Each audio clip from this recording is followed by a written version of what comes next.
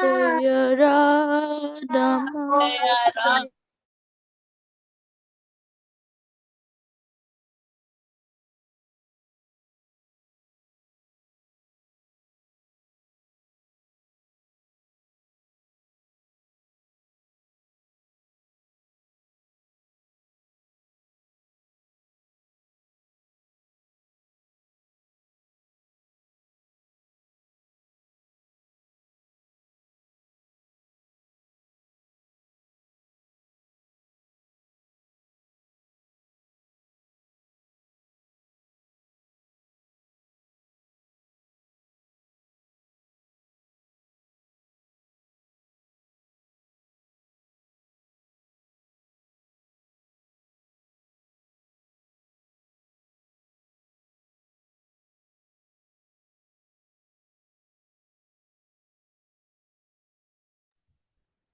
Okay, so can everybody see my screen? Where do you go? Can everybody see my screen? Give me a thumbs up. Okay, what are the real lyrics? Can you all see here? Jaya Radha Madhava Kunja Bihari Jaya Radha Madhava Kunja Bihari Gopi Jana Vallabha Girivaradhari Jaya Gopi Jana Vallabha Girivaradhari Yashodanandana Braja Jana Ranjana Yashodanandana Brajajana Ranjana Yamuna Tira Vanachari Yamuna Tira Vanachari. So everybody unmute and sing with me, okay? Let's all go together nicely, okay? Jaya Radha Madhava Bihari Jaya Radha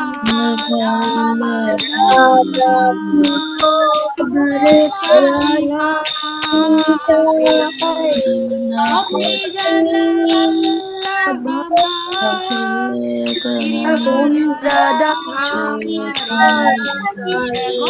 Jana Gopi Jana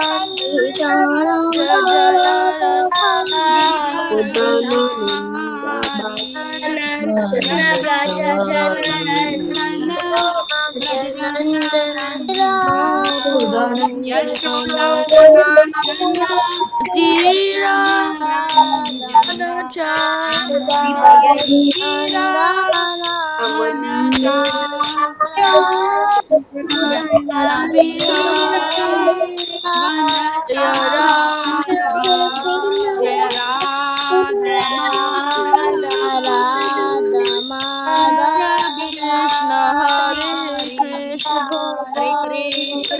Krishna Hare Hare Krishna Krishna Hare Hare Hare Rama Hare Rama Rama Rama Hare Hare Krishna Hare Krishna Hare Krishna Krishna Krishna Hare Krishna Hare Krishna Krishna Hare Krishna Hare Hare Hare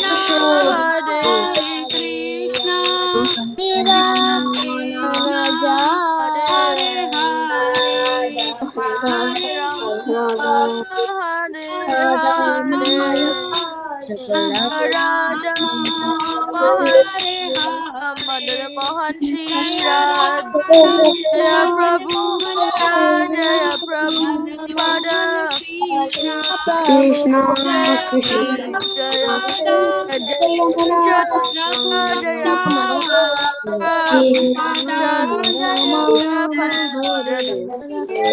Hari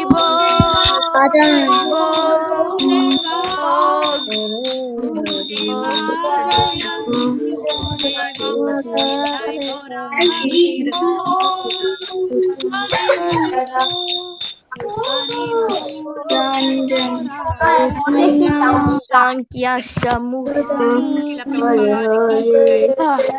There's a Sikh not Okay, can everybody be muted?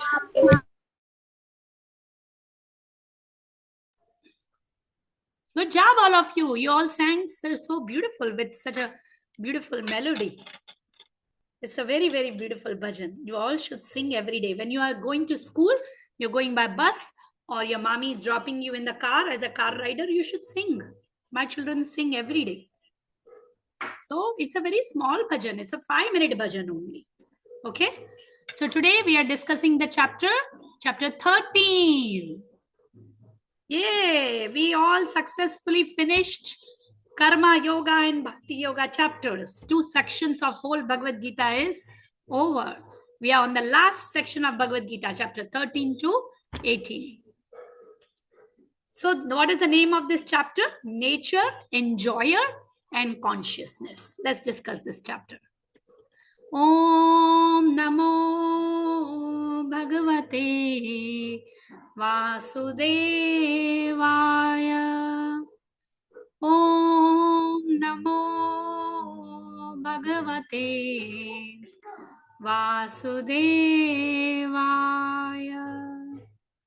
Om Namo Bhagavate Vasudevaya. So this particular chapter deals with the 3 sections. Arjuna's 6 questions, Krishna's answers to his questions, and then 20 elements of knowledge. Okay, so this chapter actually starts with Arjuna asking 6 questions to Krishna. We ask Arjuna Vacha. What is he asking? Let's discuss. Prakritim Purusham Chaiva Kshetram Kshetragyam Evacha Etad Veditum Ichchami Jnanam Gyeyam Cha Keshava. So what is Arjuna asking to the Lord? Arjuna said, "Oh my dear Krishna, I wish to know about Prakriti." Okay. Arjuna, 6 questions. What are his 6 questions? Let's discuss here. Okay, can everybody see? Okay. So, oh Arjuna, what is Kshetram? What is Kshetragya? What is Prakriti? What is Purusha? What is Jnanam? And what is Gyeyam? I want to know these things. And in response to that, Krishna speaks the whole chapter. So these are the 6 questions in this this chapter. What does Krishna answers? Let's hear. The Supreme Personality of Godhead said, "This body, O son of Kunti, is called as field." Our body is called as field. Like how farmer has a field, right? So our body is a field. And the one who knows this body is called as knower of the field, right? You all know your body? Yes. See, all these little kids, they are exercising, right? Suppose they bend on their right. They know, okay, my right leg is bending, my left arm is bending, right? Or today I have a tummy ache, or I'm not feeling good, I have a headache, right? They all know their body, right? So the knower of the knower of this body is known as the knower of the field. So what is the body in Sanskrit in this chapter? Body is called as Kshetra. Okay, and what is the body made of? Body made of 5 things, right? earth, fire, air, ether, right? And of course, Ashtada, right? Binna Prakriti Ashtada is made of, then further it's made of false ego, intelligence, and all that, right? We're not going there. Now, when we talk about knower of the body, think about it. When you say, Mataji, I know my body. See, this is my hands, this is my face, this is my neck, this is my legs, this is my eyes. I know my body. Okay, so you are the knower of the body, right? And who are you? Who are you? Are you this body or you're the soul? Okay, I want Nandan to reply my question. Nandan, are you this body or your soul? Nandana, are you here? Yeah. Who are we? Are we the body Yeah. or we are the soul? Or the soul. We are the soul, right? So here, knower of the body is who? Soul, right? But let's not forget, there is somebody else also in this body. Good question. Who is in our body? Do you all remember this Krishna. picture we discussed? Yeah, who will tell me? Who Krishna. else is in our body? Somebody is beautifully staying in our body, and somebody is always guiding us. Tanishka wants to go. Tanishka, let me find you and unmute you. Give me 1 second. I don't know, your screen changed. I cannot find you. Bhavya, are you able to unmute Tanishka? Okay, Tanishka, go ahead. Krishna. Krishna, yes, you are right. Krishna is right here in our heart, residing and always watching what are we doing. Right? Do you all see this picture? We discussed this picture few times, right? Krishna is in the heart of lion, tiger, a brahmana, a dog eater, tree, right? Birds. And he is in form of Paramatma. He is in form of super soul. So now the super soul also is staying in his body. That means he is also the knower of your body, right? Actually, he is the main knower of your body. You don't know your body that much, which super soul knows. And not only super soul knows only Tanishka's body, super soul knows Kanak's body, Abhinav's body, Sasira's body, and Balavrinda's body, Krishna's body, Aditya's body, all the kids sitting here.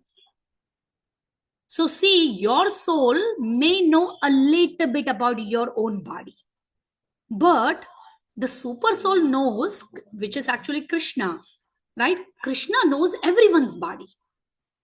Isn't that amazing? Right?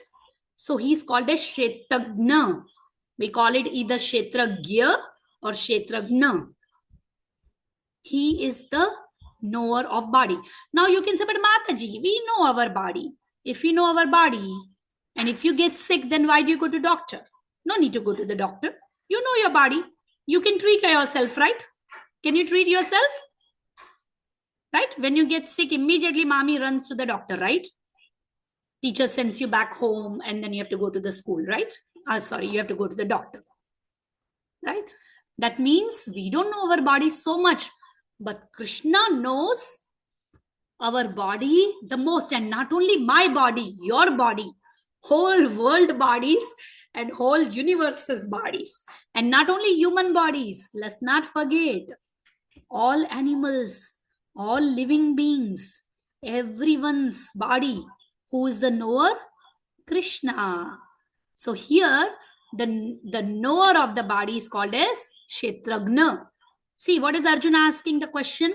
Krishna, please tell me, what is a Kshetra? Do you all see his question? Can you all see his 6 questions? Can everybody see? See, we have a nice activity coming in the end. Okay? And if you all feel sleepy, which nobody is, but if you all don't pay attention, then you will not be able to do the activity. Right? I'll be the winner today. I'll join. By the way, tomorrow we have one of the guest of honors coming. Okay, one special person. Okay, so it's a surprise, and you'll have a lot of fun in tomorrow's chapter. So, Kshetra. What is Kshetra? What did we discuss? What is the Kshetra? Kshetra is body, the field. And what is Kshetragya? The knower of the field.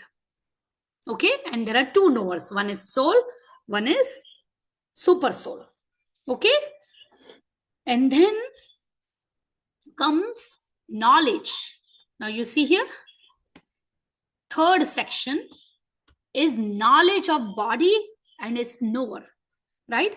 We should see, Krishna is telling Arjuna, oh son, scion of Bharata, you should understand that I am also the knower in all the bodies, right? And to understand this body and its knower is called as knowledge. That is my opinion. So what is the knowledge? Knowledge, do you all remember we studied the science of souls in second chapter? That we are not the body, we are the soul, and along with soul there is super soul in our heart. So this is called as knowledge, knowing that we are the soul. Okay, we are not the body, and who is the knower of the body is knowledge. Not everybody gets this knowledge. Okay, see, all the kids here, they have learned something new today and every day in Bhagavad Gita. Did you all learn all of this before in your regular school where you learn your math, science? Can everybody be unmuted? Did you all learn anything about soul, super soul, these qualities? No. No. Learned about No. soul, not super soul. No. Unfortunately, no. So this is the knowledge which we need to learn, which need to know. This is what Krishna is talking about, the knowledge. Then Krishna says, now please hear my brief description of this field of activity, how it is made, what its changes are, how it's produced, who is the knower of the field of activities, and what are the influences. Everything Krishna explains in this chapter. Like Krishna says, 5 great elements: false ego, intelligence, the unmanifested, the 10 senses and the mind. The 5 are sense objects, and rest is desire, hatred, happiness, distress, the aggregate, life symptoms, and convictions. All these are considered to be the field of activities and its interactions. See, when you have body, you have desires, right? You have feelings, right? Suppose today evening is your friend's birthday, and daddy tells you, no, not today, you're not going. How would you feel? You'll be okay, no problem. Will you be like that? Will you be like that? How much tantrum you all will throw? Crying, lying down on the floor, hitting the doors, right? Shouting. How much drama you will do? And then daddy will say, okay, I'll take you, right? So this body has a lot of emotions, right? A lot of feelings, right? So you have to understand all this. Everything has a reason. Like here, Krishna explains in detail. First, there are earth, water, fire, air, ether, right? From which our body is made, right? Then there is false ego, intelligence, right? Then there are 5 senses: eyes, ears, nose, mouth, tongue, skin, right? Then 5 are working senses: your voice, legs, hands, anus, genitals. Then above the senses, there is mind, right? And then there is intelligence. All this together makes 24 elements, which the field is made of. The field of activity is made of. And then all this create desires, hatred, happiness, distress, and all those things. So it's a very wide subject to understand what is a knowledge. But now the question arises that, okay, Mataji, we are discussing about knowledge, but then what do we have to know? There are 13 elements of knowledge, which we, sorry, not 13, 20 elements of knowledge which we supposed to know and we supposed to apply in our life. Lot of stories are coming today. Coming. Okay, so there are 20 elements of knowledge in this chapter it deals with. We may not be able to discuss all, but we'll try to touch whatever we can. Okay, it's a very beautiful chapter. It's this particular part, these 20 elements of knowledge is actually my favorite knowledge. I mean, favorite part of this chapter. It's a very beautiful one. Give me 1 second. Because even after that we have some. Okay, let me show you how to recite, then we'll recite together both the verses. Okay, Mokshit, you have raised your hands. You have a question, beta? Mokshit, you have a question? No, Yes, say, beta, you want to say? Okay, yes, Mokshit. no, ma'am. No, okay, no problem. अमानित्वम् अदम्भित्वम् अहिंसा शान्तिरार्जवम् आचार्योपासनं शौचं स्थैर्यम् आत्मविनिग्रहः. Next verse. मयि चानन्ययोगेन भक्तिरव्यभिचारिणी विविक्तदेशसेवित्वम् आरतिर्जनसंसदि. Everybody can be unmuted now.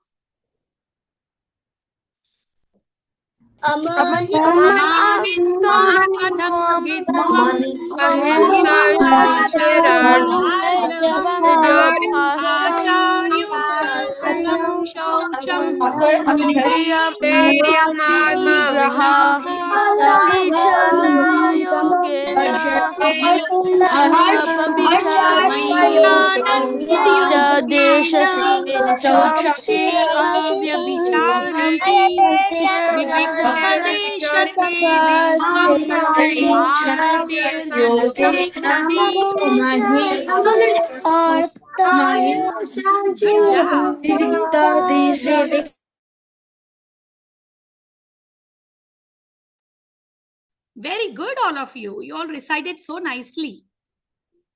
Okay, so let's go here. Give me 1 second. So, what are the 20 elements of knowledge? Let's discuss. 20 elements of knowledge is, I'll just speak in short first. Humility, pridelessness, non-violence, tolerance, simplicity, approaching a bona fide spiritual master, cleanliness, steadiness, self-control, renunciation of the objects of sense gratification, absence of false ego, the perception of the evil of birth, death, old age, and disease, detachment, freedom from certain things, even-mindedness amid pleasant and unpleasant events, constant and unalloyed devotion to me, and little more. And then Krishna says, all these I declare to be knowledge. And besides this, whatever there may be is ignorance. So let's discuss. Very first, we're going to discuss humility. What is the humility? Now we saw this beautiful picture, right? Okay. Now you see this? Everyone's heart is Krishna, right? If we realize that, and if we pay attention, if we always remember this verse, we will be actually respectful to everybody in the world. We will not go around cursing people. We will not take a stone and hit a monkey. We will not step on a cockroach. We will not do anything wrong with anybody. Because we will always be mindful that Krishna is in the heart of everybody. If I hurt this little butterfly, Krishna in his heart is not going to please Krishna. Okay, I'm hurting butterfly because I'm with my friends and I want to show them how powerful I am, way more than butterfly. But then that butterfly is hurt and even Krishna is hurt. So let's discuss what is a humility. Humility means that one should not be anxious to have the satisfaction of being honored by others. Means we should not be very anxious that people should come and give us honor. People should praise us. People should talk good things about us. They should glorify us. I'll give you all one little story. Everybody wants to hear a story? Yes? I see a lot of kids excited just to hear the story. Sanvi is excited. Shriyan? Okay. So, one time, what happened was there was a guru, okay? And a disciple went to Guru and he said, I really want to take Diksha. Diksha means I want to accept you as my guru, and please accept me as your disciple. I want a formal initiation. I want to serve you and follow your instructions and be your disciple. Then Guru told him, oh, you want to become my disciple? You want to take Diksha? Okay, no problem. I want you to do something first. You go out, find anybody who is inferior than you, means he's lower than you. Okay, and bring him tomorrow to me and I'll give you Diksha. Right? So somebody is lower than you. Then the guy thinks, oh, that's such an easy task. He tells, okay, Guru, I'll come tomorrow. So he goes out of his house. You know, in India, when you go out of your apartment house, you'll see a lot of rickshaw, right? Auto rickshaw. Everybody knows, right? There is cycle wala, there is a rickshaw wala, there is tempo wala, right? Right? All those things are there. So he sees a rickshaw wala, rickshaw guy. Yes, Vian has a question. Yes, mera bacha, what happened? Tell me. Why is Krishna's little feather on the top head? Repeat that. Why is Krishna's feather top head is so? Because peacock, one time they were dancing, and while dancing, they dropped their feathers and they wanted to give a gift to Krishna. So one of the peacock, he gave the gift to Krishna, and there's a more bigger story behind it, but Krishna happily took that gift of peacock feather and he put it on his head. You know, when Krishna plays the flute, and when it rains, wait, beta, when it rains, peacock starts dancing.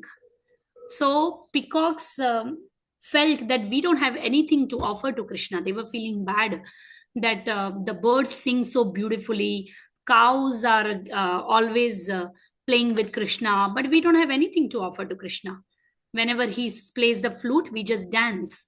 So while dancing, when this peacock feather falls down, Krishna takes it and put it on his head, and then peacock feels happy that we were able to serve Krishna by giving him some gift. Okay, beta, Vian? Perfect. So one day we'll have a chit-chat session where we can discuss your lot of question answers, okay? Hopefully next week, something like that, we'll do it, okay? Okay, so what I was discussing, yeah, so this guy comes out of his house and he sees the rickshawala. He says, oh, rickshawala, he has to be lower than me. See, I have so much knowledge. I read Bhagavad Gita, I read scriptures. I know so much more than him. He just rides a rickshaw. That's it. So, you know, tomorrow morning I have to go to my guru. So what I will do, I will take this guy with me, and tomorrow I will take him to guru. Okay. So right now he uses one rickshawala and goes home. So when he get down from rickshaw, he goes to his house. He's thinking, man, this rickshawala, he's so amazing. Without his help, I could not have come back to my house. So this rickshawala has such a wonderful talent of driving a rickshaw and helping people from taking one place to another. So definitely he is not inferior. I don't know how to ride a rickshaw. So no, he's not inferior. I'll find somebody else. Then he looks around, he find a vegetable seller. You know, in India, they have the carts, right? And they sell the vegetables, right? In India, we don't get vegetables like Walmart, Kroger, right? We have to go. So he sees some vegetable seller. He says, oh, definitely he is inferior than me. He is lower than me. I'm going to take him to my Guru and show Gurudev, he is inferior than me. Then he thinks, wow. Then he bought some vegetables, okay, from him, vegetable fruits. Then he's thinking, my goodness, this vegetable seller is so amazing. If he was not standing here, how will we cook vegetables and have fruits at our home? He knows how to grow the vegetables and bring it to us. So he has such a wonderful talent, which even I don't have it. So he is way more superior than me. No. He's so wherever like this, wherever he was looking, he could not find any inferior person. Because everybody has some wonderful talent and everybody is doing some wonderful job in their life. And he's thinking, okay, he's not inferior. Now what am I going to take to my Guru? I want to become his disciple. I want to take the Diksha. So then, in India, olden days, people used to go for number 2 for party in the open fields, right? They never had toilets, right? Before olden times, right? So this guy goes and then he passes his stool and he sees there is a worm in the stool. And he's thinking, I think this worm is the most inferior because he's in the stool. I'm going to take him to the Guru. Then he thinks, no. Just think about the worm. I eat all this food and that food is digested and then undigested food comes out as a stool. But this worm is so intelligent. He has such a great talent that he can take out the nutrients from the stool and fill up his tummy. He can survive on that stool. So now he has a talent. Then he realizes even this worm is even superior than me. Okay, so he goes back to the Guru. Guru says, so where is the person who is inferior to you? Bring him. And this guy tells him, Guru, please forgive me. I am not qualified to take Diksha because I cannot find anybody who is inferior than me. Rather, I am the inferior of all. I have no talent. I have no knowledge. I don't know anything. I'm the most fallen, most unqualified person. Even worm is smarter than me. Then Guru understood that look at this disciple. He's so amazing that he sees everybody with equal vision. He sees everybody is better than me. And I don't have this quality. I don't have that quality. I don't have that quality. He thinks everybody is better than me. So now he is qualified to take Diksha. That is called as humility. Right? When we go to school, we find faults in our friends, isn't it? We find so many faults. Oh, this boy is like this girl is like this one is like this one is like that, right? But what is this disciple seeing? Disciple is not seeing bad qualities. Of course, he can also say, oh, vegetable seller is so dirty, he don't even take shower, or he's not clean. No, he's just looking at everyone's only good qualities.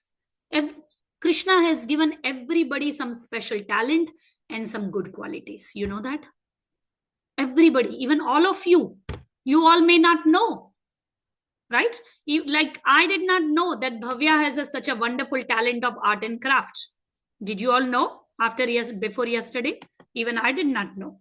I only called her. I told her, Bhavya, there are a little cute bunch of kids. Can you please take care of them? Can you please teach them good art and craft on Bhagavad Gita? She's been attending my classes past 3-4 years. But see, Krishna has given her the talent, right? Maybe she also did not know herself. But whatever talent we have, we should use it in service of Krishna. And not only that, here, if we get puffed up, oh, I have such a wonderful talent. No, rather, we should always think, my talent, this is not that great. But the other person, this girl, she makes even better than me. I'm not giving an example to Bhavya, but I'm talking in general, right? Like today we have Pranavi who will be leading our activity today. So Pranavi and Sanvi, both the girls are amazing. They are bringing Kahoot and other activities for you all. So never ever we should think that we are better than others and other person doesn't know anything. He's a fool, or he cannot do anything, or he's not good like me. No, that's not humility. What is a humility? Humility means we should not be anxious to get respected by others, honored by others, and at the same time offer respect through others, seeing their good qualities, seeing their art and talent. I bet you one day if we all sit down and chit chat, I will learn Gopal knows this, Manish knows this, Sai Shrikar knows this. Everybody will come up with their own beautiful talents. Krishna has given these talents. Okay. So after 4 or 5 years, when you all grow up more, you become 14, 15-year-old, you all can do so much volunteer and so much service to Krishna by using your talents in service of Krishna. Right? But then when we have a good talent, we should not think low of other people. Oh, Vian doesn't know anything. But Pavan Krishna thinks, I know everything. But Gauranga, he doesn't know nothing. See, I sing so beautiful, but Gauranga cannot even sing. No, rather it should be other way around. Oh, I know little bit singing. My singing is not that great. But you see this Kanak, she sings so beautiful, so much better than me. We should always think that somebody other is always better than us, because when we become humble, when we develop humility, is pleasing to Krishna. But when we get puffed up, see, humility is kind of opposite of pride, because one of the quality today we're going to discuss is also pride, right? That we should not be puffed up. Now you see this quality, pridelessness, right? What are the boys doing? They are showing who has the most muscle, right? I work out more. I'm more stronger than you. Right? Kids do that. So we should not be puffed up, right? Rather, we should be humble, right? You want to hear a story about the pride? There are a couple of stories about the pride. I'll tell you. Okay, I'll tell you all a funny story. There's one time, in India, like there are some sadhus who lives on madhukari. Madhukari means they beg, and then whatever they get, they survive on that. So not sadhu, maybe I would say beggar.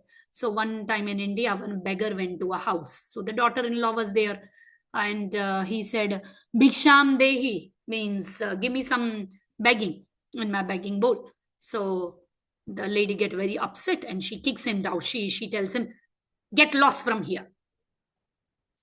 Then the beggar is going little further, and then he meets another lady who is actually this lady's mother-in-law. So he asks her, "Can I have some alms?" So the lady says, "Yeah, you go to my house, and my this daughter-in-law is there. She will put something in your begging bowl." And he tells her, "She did not give me, rather she told me get lost." Mother-in-law said, "Oh, is it? What else she told you?" Then he said, "Your daughter-in-law said get lost from my house." So the mother-in-law said, "Is it? Come with me, I'll give you the alms." So he goes with her, and then he calls her, she calls the beggar in the house. And after calling him, mother-in-law tells him, "Get lost, get out from here." And the beggar is shocked. Beggar is like, "But you called me. You were going to put something in my begging bowl." She said, No. See, my daughter-in-law told you, get lost. How can she tell you when it's my house? Now, this is my house. So I'm telling you, get lost. Now, don't ever come back again." Isn't that funny? So mother-in-law is in competition with daughter-in-law. Okay, that this is my house. How can she kick you out? Let me kick you out. That is pride, right? So there are so many more examples of pride. Dhruva Maharaj.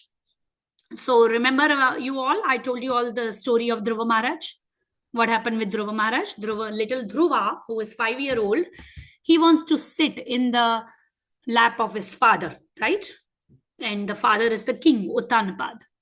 So when Dhruva is coming and trying to get on the lap of father, the stepmother gets very upset. Stepmother says, "Yes, I know you are the son of the king, but that's not the only qualification you need. You also need to take birth from my womb.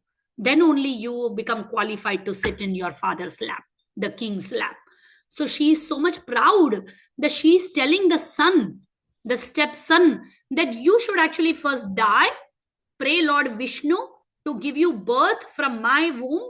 Then when you take birth from my womb, my tummy, then you become eligible to sit in your king father's lap. How much proud is it, isn't it? Right? So much proud. So much pride, not good. It's very bad. And this is the same Dhruva, 5-year-old, who got darshan of Lord Krishna in the forest. Okay, so it's a long story, but humility and pridelessness is like a two opposite thing, right? If we are humble, we will not have pride, right? But if we have so much pride, then we cannot develop the humility. We cannot be humble, right? We will always be thinking, I should be getting all the honor. I should be respected. Okay.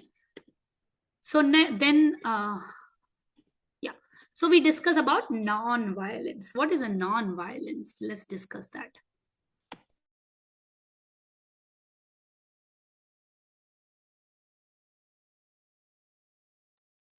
So, give me 1 second. Okay. So non-violence means not putting other people into distress. Okay. See, non-violence always does not mean only that not to kill animals. Yes, that is a non-violence. Do not kill animals. That is important. Okay. We should not be going around and killing animals and all that. Yes, but another deeper meaning of non-violence is also not to put someone in distress because of us. Suppose you go to school and you purposely create such a bad and naughty behavior that because of you, your friend or somebody else get in trouble, right? And we cause harm to him. We cause pain, agony, and distress for that person. That is also violence. Understand? So we should not go around and cause anxiety to other people because of us. We should always be on good behavior, good note, right? Because of me, why should somebody else is put in anxiety, right? Suppose a butterfly is flying, right? You see, I'm sure when you go to school, you see in the garden or in your house garden also, you see beautiful colored butterflies flying. Now, if you want to be naughty, I have seen this. Certain kids, what they do, they hold the butterfly with their wings tight, and then they won't let her fly, and they will just examine body and this, that, and butterfly want to go. Butterfly want to let go because it's her life. Let her live. But then they will just play. Sometimes the kids smash the butterfly. Sometimes they will see some bugs on the floor and they will step on the bugs. Sometimes purposely they would step on the ants. Not good. No, not good. That is also violence, right? Let go, right? So we should not create anxiety neither for animals nor for humans or nor anybody around us. Okay. Also, not giving the knowledge of Bhagavad Gita to somebody is also a violence. So that means we should also give the knowledge of scriptures to others. That is also non-violence. Okay, then we go next, quality tolerance. We have to learn to tolerate people, right? Little boy Prahalad, who is only 5-year-old, right? He was tortured by his own father. The father tried to kill him in so many ways, but Prahalad tolerated him, right? Rather, he always chanted the names of God, names of Krishna, and he came out winner. Right? He never even prayed bad for his father. No, he never even prayed Krishna for his own protection. But Krishna loved him so much that Krishna had to take a special form of half man, half lion and come and protect Prahlad. So we should develop this quality of tolerance. Yes, but not to a point of that somebody come and abuse us. No, we should tolerate a little bit here and there, let go. But not that somebody is abusing and we should tolerate. No, if somebody is abusing, we have to take the action. Okay, we have to speak up. Okay, if somebody is doing something wrong to you in school, we have to let your teachers know, counselors know, parents know, right? Tolerate does not mean that allow people to do wrong things to us. Okay, that is tolerance. Okay, then comes, give me 1 second, simplicity, right? How should we be? We should be very simple. We should not be duplicit, right? We should not take the shelter of lying all the time. Okay, because we do something wrong, lie all the time. Or we should be duplicit, right? We speak something but we do something else, we show something else, right? We put on a happy face but then inside our mind some wrong ideas are going on. No, we should be very simple. Okay, no diplomacy. Okay, then comes no false ego, right? Yesterday we discussed, right, this in great detail. False ego, remember we discussed the story also. So we should not wear the crown of false ego. Look at the picture. How bad is that picture, right? Just, do you all see this picture? How understand, can you understand what's going on at somebody's hard work, and how this person, right, what he's doing, and he's stepping on that person and putting on the crown, I'm the best, right? No, so no false ego. Yesterday we discussed already in this great detail, so we won't go again. But yes, we need to come out of the false ego. And then comes serving Guru. Very, very, very important. Okay, you know, Krishna and Balaram, then when they were little, even they went to the Gurukul. You know what was the name of their guru? Who will tell me? Does anybody knows what is the name of their guru? Yes, Garima is replying. I don't know if, I don't think you all heard, but I want to hear from here. Does anybody knows? Yes. Sandipani Muni. Yes, beta. Yes, you're right. Sandipani Muni. So even Krishna Balram served their guru. So how can we not serve? We need to pray Krishna to send us our guru. We need to find the guru, right? And then we need to offer service. Do you all remember the verse from chapter 4, verse 34? Who knows that verse? Chapter 4, verse 34. Who's going to speak? I have it by heart. Okay, who knows this verse? I want to see. I'm scrolling down to see. Yes. I have a question. Not now, beta. In the end, I'll take it, okay? I Okay, promise. but there's something Thank you. else. Your voice Yes. is cutting up on my screen. Oh, is it? You can log out and log in back again. Okay, beta? I tried. Try again. Okay, Okay. can someone reply? Who is the, not who. What is the verse 434? Anybody? Come on. I'm scrolling down from the screens. Nobody knows? Okay, I'll give you 1 minute. Quickly open and see. You're allowed to open and see if you have Bhagavad Gita next to you. Fast, I want to hear. Nobody? I'm still looking in the screens. Anybody? No? Okay. Okay, so you all give up. Okay. So I'm the winner. Yay. I wanted you all to become winner. Tat vidhi pranipatena pariprashnena sevaya updeshyanti te jnaninas tattvadarshinah. What does that verse mean? Just try to approach a spiritual master and inquire from him and render service submissively, right? That because they have seen the truth, they can impart you the knowledge. So clearly Krishna is telling to Arjuna, find a guru, offer your service to him, inquire from him, ask him questions about your spiritual life.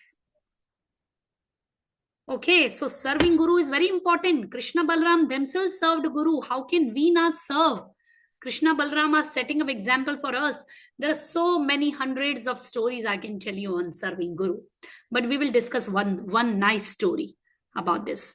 So one time there was a guru, okay, one boy, young boy, not a little boy, like maybe 16-17-year-old boy. he goes to the Guru, and definitely he wants to take Diksha in future.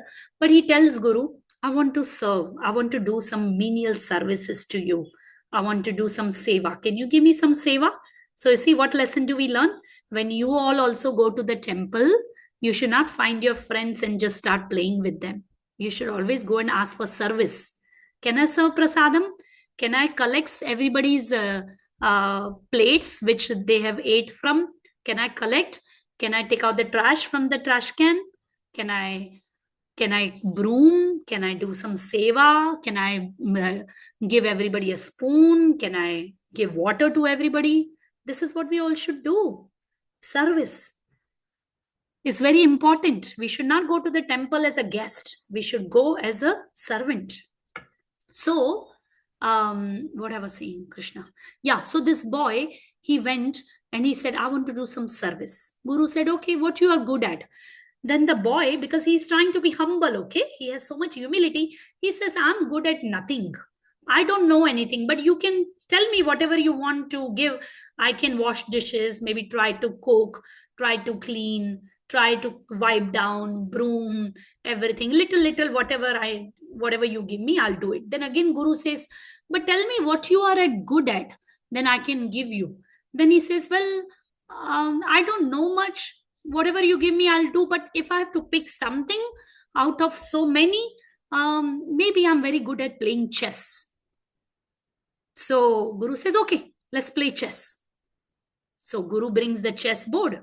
He brings all the, what do you call, pieces, right? Chess pieces, the king, the horse, and the elephant, and everybody. And they start playing. Now Guru has kept the sword next to him. Okay. And he told him, listen, whoever loses, he will be killed. Okay. Actually, not killed. His nose will be cut off. Okay. So this Guru was playing and Guru was winning. So the boy was thinking, oh my goodness, either I will have to give up my life or my nose will cut off. Now, what do? I have to win. I have to win. I have to make this Guru defeat. So somehow he gains the intelligence and he starts winning. He starts winning so much to a point where game is about to get over, maybe 20% more left, and he's going to be winner. And as he's winning, he's closing, like he's killing all the chess pieces in the chess. Then he realizes, oh no, if I win, then what will happen? My Guru's nose will be cut off, or the Guru will have to give up his life. And how can Guru do that? Like, I'm a disciple. I can bear all insult on me. But how can I make my Guru lose? Right? He is a spiritual master. So he gets this good intelligence in his brain. And after thinking, somehow, he plays in a certain way that he loses. He purposely loses the game, so that his Guru becomes a winner, and his Guru don't have to, cut off his nose and everything. So when the game is over, the Guru took the chess board, he cut off the chess into small pieces, and he cut all the chess pieces. Then this boy shocked, boy saying, what happened? You're supposed to kill me. You're supposed to cut off my nose. What are you doing? So the Guru says, no. I myself learned so much from you today, and I'm very happy the way you proved your steadfastness. You proved yourself to be so much compassionate. I saw that you were losing, but then you became very steadfast. You became enthusiastic and you started winning. You were very focused. You were very attentive. Okay. But then when you realize that my Guru cannot be loser, I can be a loser. And then you had so much compassion for me that you purposely lose. So you have all the qualities of a good disciple, and you are now onwards my disciple. Isn't that amazing story? That is a service to Guru. That is an example of steadfastness. That is an example of being a good disciple, being compassionate, being caring, so many qualities. Okay, so we discussed this. Did you all like the story? right? So we all also supposed to have a very good heart also. In the life, it's not all about winning. I'm sure you all sibling fight so much. I see Palvit and Adya. I see Pavan and Krishna. Then I see so many kids sitting here with their siblings, and sometimes they're fighting, they're arguing. I'm sure Bhavya Goranga also fight, right? A lot of fighting goes on. Then here Anshu is already talking to her brother. That see, Mataji is talking about you, right?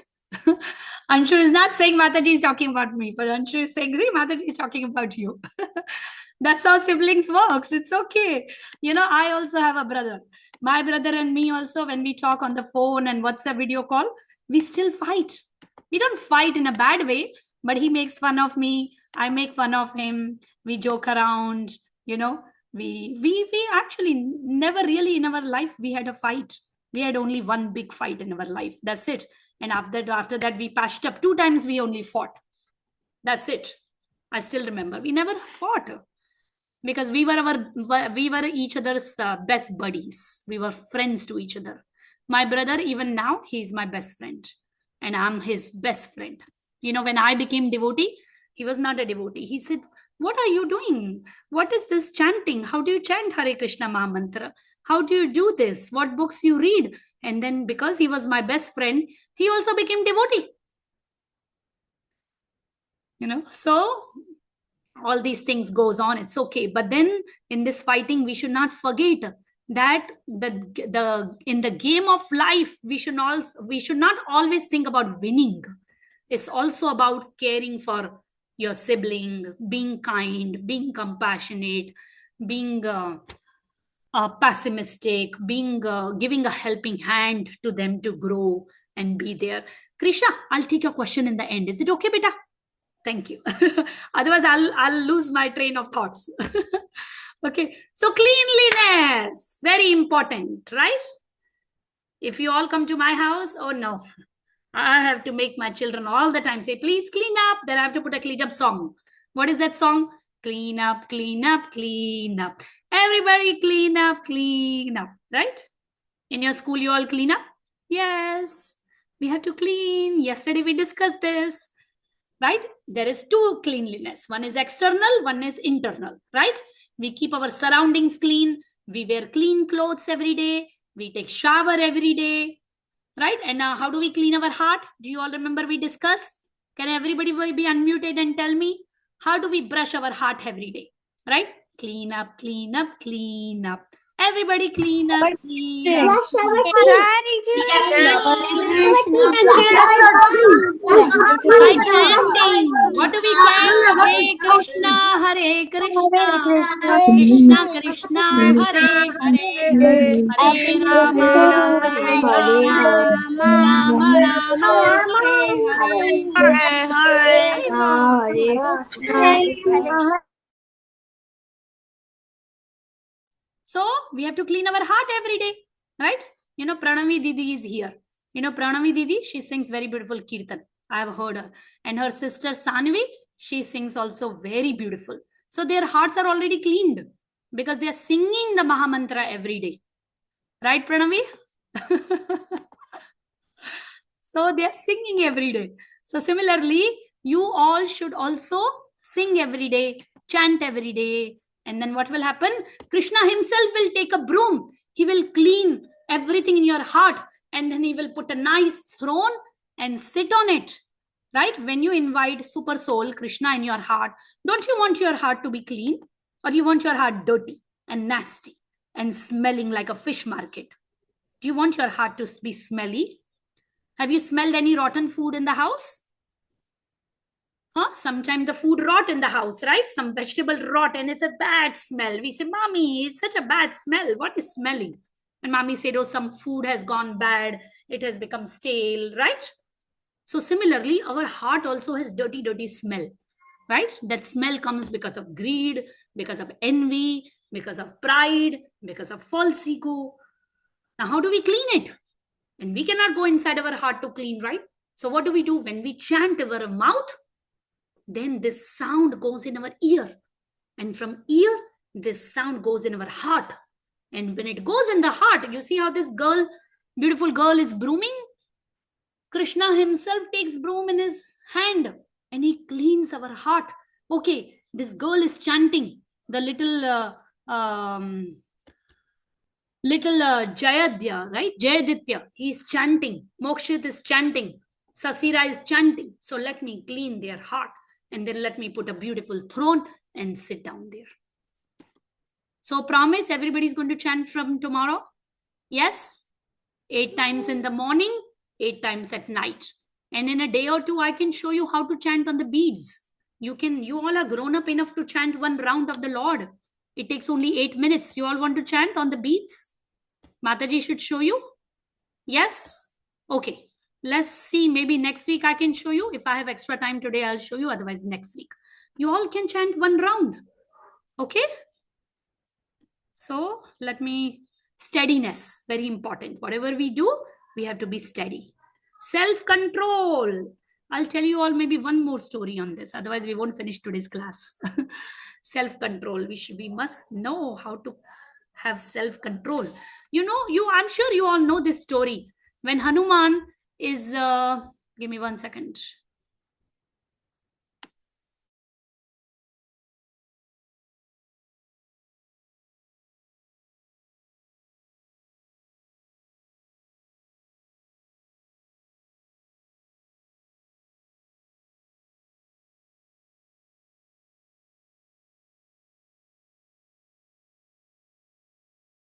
Okay, so I'm sure you know this story. When Hanuman was going to find Sita, he had to cross the ocean, right? And there was a big demoness. What was the name of that demoness? Surasa. And Surasa opened her mouth and she said, "You have to cross through my mouth." Hanuman says, "No, no, no. I have to go find Sita. Lord Ram is looking." And then this Surasa says, "Listen, I have a boon from Brahma. Whoever goes through ocean, they have to pass through me." Then Hanuman tries his best to explain her. She did not understand. Finally, Hanuman went in her mouth. And now Hanuman is smart. He knows what is his goal, what is his focus. So he becomes very small, like a cat, like a little cat. And then he comes out immediately from his mouth, her mouth. He's not in the competition of who is bigger, who is smaller. Hanuman can be even bigger than Surasa, any demon. Hanuman can assume any shape and size, any size, but Hanuman is not in that competition. He says, what is my goal? My goal is to go find Sita. So he becomes small, like a little cat, and then comes out of the mouth of Surasa. So one has to know self-control. Okay. Let it go. Yes. And the last and most important quality is unalloyed devotion to Krishna. When we become devotee of Krishna, all these qualities we discuss, they automatically come. They automatically come in us. Of course, we have to work on them. We have to focus on them. But when we have bhakti for Krishna, all these manifest in our heart. We automatically become humble. When you chant the holy name, you automatically become compassionate. You automatically don't have greed. You automatically learn to tolerate. You automatically see the good qualities in others. Like Purav sitting here, he will see, Avyan, he's my friend. He has such a so-and-so this good quality. Yeah, that's the power of chanting. You will not see faults in Avyan. Before you chant, you will see all the faults in him. But after you start chanting, you will see all good qualities of Avyan. That's the power. So we must have bhakti for Krishna. Now this chapter has only 2 or 3 parts and we'll quickly discuss that. Okay. So this chapter also deals with Prakriti, right? What is a Prakriti? Material nature, right? Prakriti, material nature is the one which facilitates, which provides everything to the jivas, to the souls, to the bodies, right? Other day we discussed the example of Potter, remember? That suppose you want to eat a pizza, right? Now you have a desire to eat pizza. You have a kitchen and you have a stove, right? But if you don't have ingredients from the mother earth, like grains, flour, right? Can you make it? No, right? So Prakriti facilitate things for the jiva. Now, this topic we're going to discuss a lot more in detail tomorrow. What is this topic? This may be something new for you, but you all must learn this and know this topic. Okay. Prakriti means material nature binds the living beings with the ropes with three modes. Okay, now you see these three girls here. Do you see showing? Now these two person are doing something. But if you look at it, they are actually controlled like a puppet by these three girls, right? You know what is these three girls? These three girls are actually, they are not girls. It's a representation. It's a way to show the three gunas. Okay, that is called as sattva guna, mode of goodness, rajo guna, mode of passion, tamo guna, mode of ignorance. Every living entity is controlled by these three modes. Okay, what is the sattva guna? Tomorrow we will discuss more in detail, not today because it's coming in the chapter. What is sattva guna? Sattva guna means the people who are already in the mode of goodness. They give a lot of charity to temples.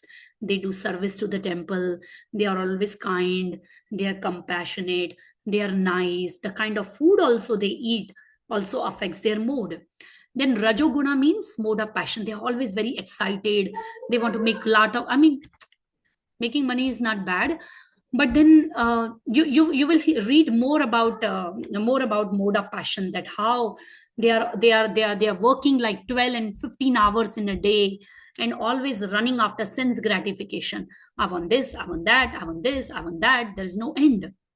And then tamoguna is mode of ignorance, where people are lazy. They are just lying down on the couch all day, watching TV, doing nothing, right? Waking up at 11 and 12 in the noon, right? That's all mode of ignorance. So we have to come to the mode of goodness.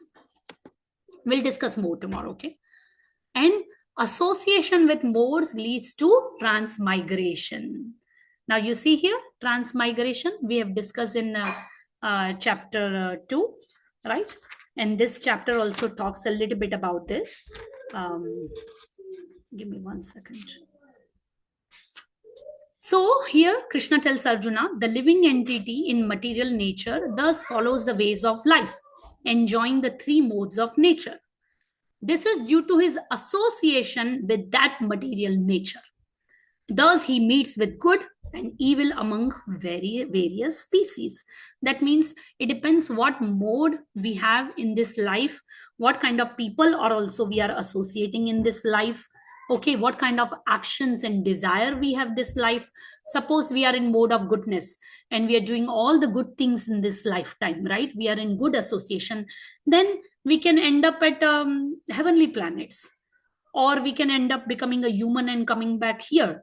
Suppose we are in the mode of ignorance, we can become an animal. We can also go back in the lower planets. Suppose we are in the mode of passion, we may become some human and then come back again and do the same thing again and again. So it all depends on the material desire. Under the influence of material desire, sometime somebody is born as a demigod, like a heavenly planet, sometime as a man, sometime as a beast, sometime as a bird, sometime as a worm, sometime as a saintly man, and sometime he may take birth as a bug also. So it all depends what kind of modes we are developing, what kind of people we are associating with, what kind of karma we are doing, what kind of desire we are having. Okay. And the last verse in this chapter, Purusha, right? The Jiva. What is that? Verse number 23. Then Krishna tells Arjuna, yet in this body there is another, a transcendental enjoyer. Who is the Lord? Is the supreme proprietor.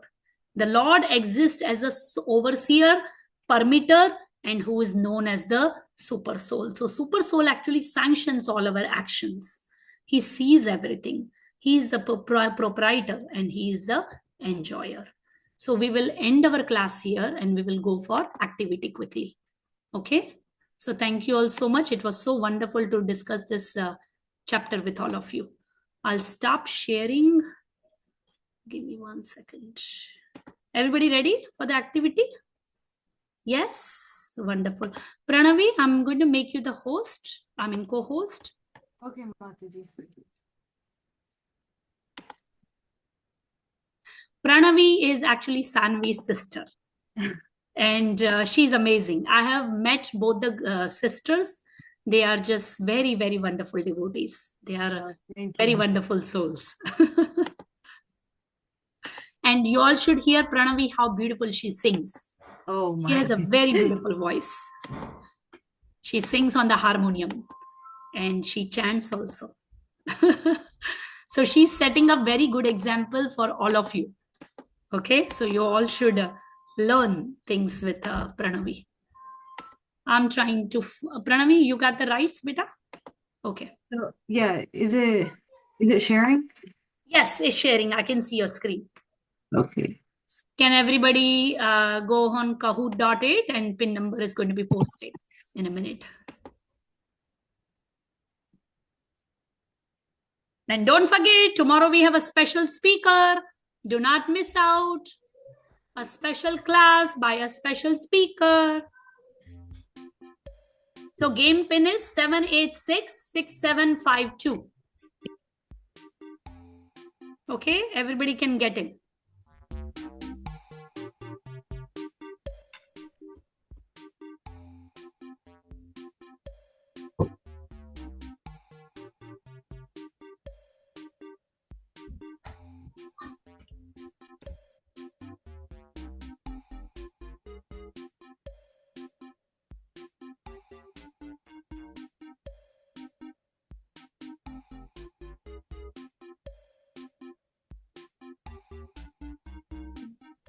Krisha, did you have a question you want to ask me, beta?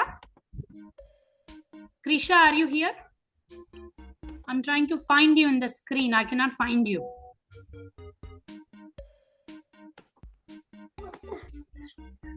Krisha, are you here? I don't see Krisha. Yeah, Krisha, I see you. What's your question, beta? I just wanted to share something Sure. about the verse. The Yeah. Bhagavad-gita. Yeah. I learned that one in my school. Oh, you learned in your school. Wow. What school it is where they're teaching you verse? Amazing. It's like a Krishna conscious school. What city are you in? In Alachua. Oh, you are in Alachua. Yes, Alachua expected. You have a Gurukul there, right? A devotee school. Yes, good job. Yes, they have a little altar also in the school and they do a lot of Krishna conscious activities. Wonderful. I'm so happy to hear it from you. Did anybody had any question? You want to raise your hand? I can answer now.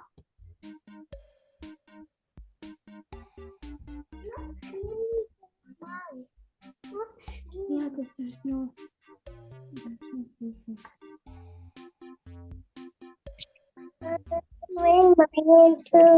Okay. Okay, Agrima, you have a question, beta?